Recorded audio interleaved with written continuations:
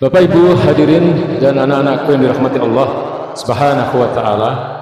Kalau kita membaca Al-Qur'anul Karim dan kemudian kita baca terjemahannya lah minimal, maka kita akan melihat ya, termasuk juga di dalam beberapa hadis, maka kita akan melihat bahwa nanti akan ada di akhirat itu orang-orang yang ingin kembali ke dunia. Ya, mereka ingin kembali ke dunia untuk memperbaiki dirinya. Ya, mereka adalah orang-orang kafir, orang-orang yang tidak mengimani Allah dan Rasul-Nya. Ya, kemudian mereka adalah orang-orang munafik, mereka adalah para pelaku kemaksiatan dan seterusnya. Mereka ingin kembali ke dunia untuk beriman kepada Allah Subhanahu wa taala. Mereka ingin kembali ke dunia untuk mengimani kenabian baginda Nabi Muhammad SAW. Mereka ingin kembali ke dunia untuk memperbaiki ibadahnya, memperbaiki sholatnya, memperbaiki sedekahnya, memperbaiki silaturahimnya dengan sesama manusia dan seterusnya. Intinya mereka ingin merubah kehidupan yang ada di dunia yang sudah mereka lalui itu. Ya, tetapi itu semua adalah satu hal yang tidak mungkin bisa terjadi. Itu semua adalah hal yang sudah terlambat. Ya, maka kalau kita lihat di dalam surat An-Naba ayat ke-40, ya, itu di situ disampaikan oleh Allah Subhanahu wa taala, yauma zanzurul mar'u ma qaddamat yadah. Ya, maka pada hari itu manusia masing-masing orang akan melihat apa yang sudah dilakukan di dunia. Wa yaqulul kafiru ya laitani kuntu turaba. Dan orang-orang kafir mereka akan berkata, seandainya aku di dunia menjadi tanah saja. Mereka tidak ingin hidup di dunia untuk menjadi manusia kembali. Mereka ingin hidup kembali di dunia tapi menjadi tanah saja. Karena tanah tidak dimintai hisab. Ya, tanah tidak dihisab, tanah tidak dimintai pertanggungjawaban dalam kehidupan mereka selama ada di dunia itu. Mereka tidak mau lagi menjadi manusia. Karena apa? Karena ternyata apa yang dialami di akhirat nanti itu adalah sesuatu yang benar-benar tidak bisa untuk disesali, tidak bisa untuk kembali lagi. Maka hadirin ma'asyiral muslimin yang dirahmati Allah Subhanahu wa taala, ayat-ayat ini seharusnya menjadi bahan renungan bagi kita. Ya, dalam beberapa hadis pun disampaikan bahwa akan ada beberapa orang yang disampaikan oleh baginda Nabi, ya, mereka hanya ingin melakukan sholat sunnah 2 rakaat saja. Ya, karena mereka mengatakan bahwa sholat sunnah 2 rakaat itu jauh lebih baik ya daripada apa yang mereka alami selama mereka di akhirat itu, selama mereka di alam kubur, selama mereka di neraka. Ya, jadi ini semuanya adalah menjadi bagian dari peringatan Allah Subhanahu wa taala maupun Rasul-Nya bahwa dalam kehidupan kita ini ada satu perjalanan panjang yang semua manusia akan mengalami. Ya, semua manusia akan berada pada tujuan atau titik yang sama, yaitu menuju ke satu tempat yang disebut dengan Darul Akhirah, ya, negeri akhirat, di mana manusia akan diminta pertanggungjawabannya dalam kehidupan mereka selama mereka di dunia.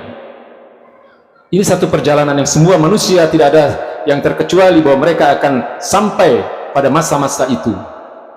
Lalu tentu bahwa dalam setiap perjalanan pasti seseorang itu membutuhkan bekal. Ya, jadi kalau kita mau mudik nanti ini, pasti Bapak Ibu akan mempersiapkan bekal sebaik-baiknya, betul ya?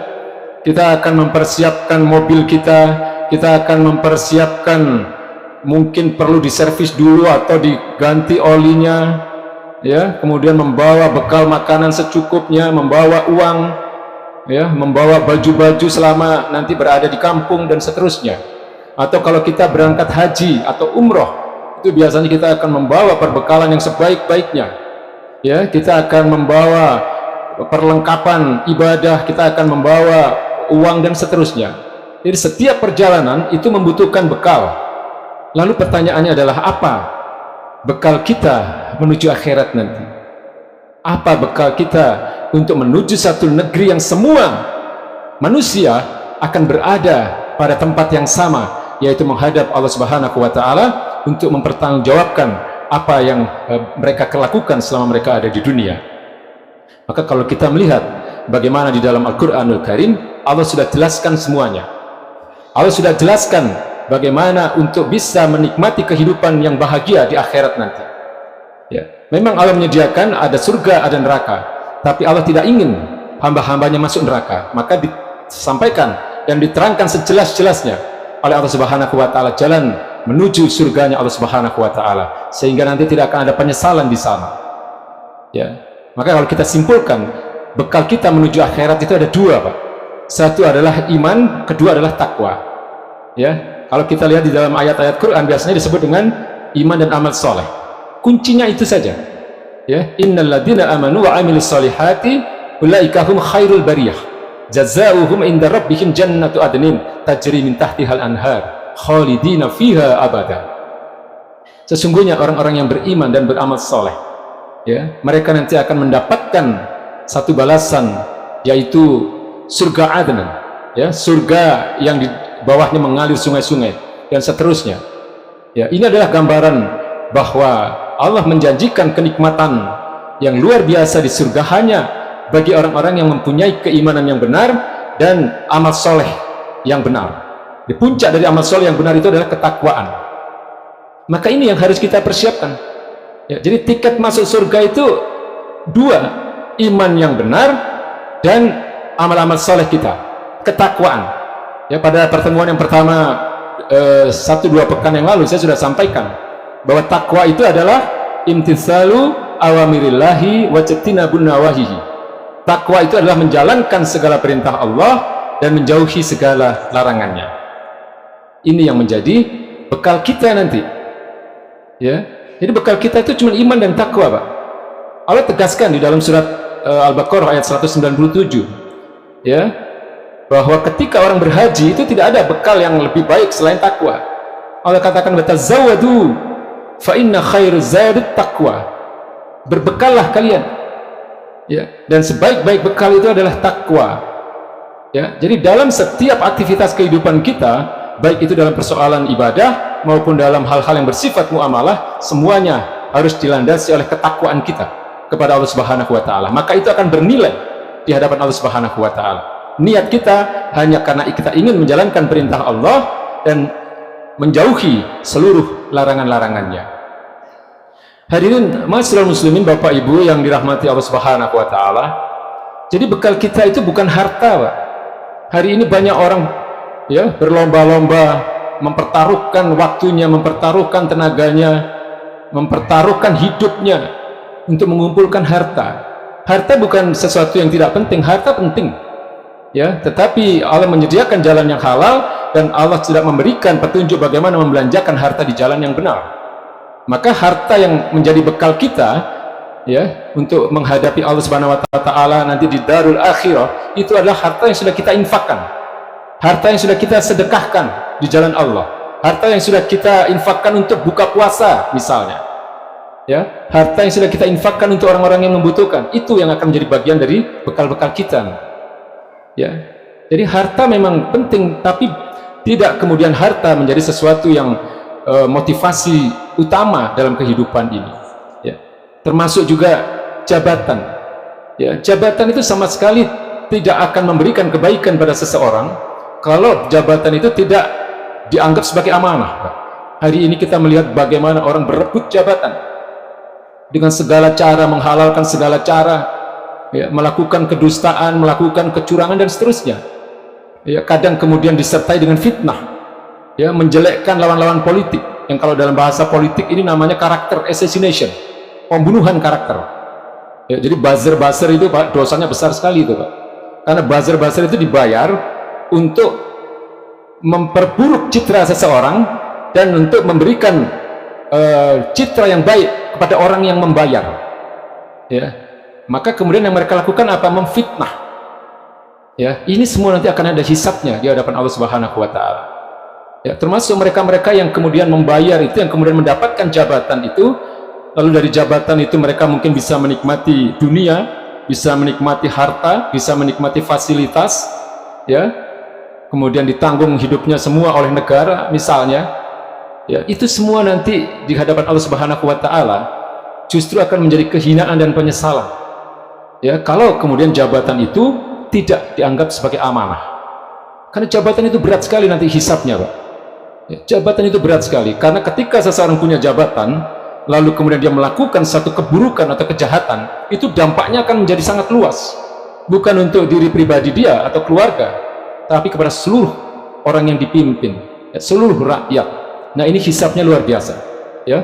Makanya Nabi itu tidak pernah memberikan jabatan kepada orang-orang yang meminta jabatan, ya. Nabi hanya memberikan jabatan kepada orang-orang yang memang dinilai pantas, ya, dari sisi ketakwaannya dan dari sisi kemampuannya. Itu baginda Nabi, ya. Maka kalau kita lihat hari ini, Bapak Ibu yang dirahmati Allah Subhanahu wa taala, nanti akan banyak orang yang gagal masuk surga, ya, karena mereka salah di dalam perjalanan hidup di dunia ini, dalam menilai, ya, dalam tidak menghayati apa sebenarnya makna hidup kita di dunia ini. Makna hidup kita di dunia ini hanya satu, Pak, ya, bagaimana mengumpulkan bekal untuk menghadap Allah Subhanahu wa taala dalam kehidupan yang sementara ini, untuk kemudian mendapatkan kehidupan yang abadi, ya, kenikmatan hidup yang abadi di surganya Allah Subhanahu wa taala, ya. Jadi orang-orang ini banyak sekali yang dalam kehidupan mereka setiap hari mengumpulkan dosa, ya. Nanti itu semua akan menjadi penyesalan di dunia atau di darul akhirah nanti, di negeri akhirat nanti, ya.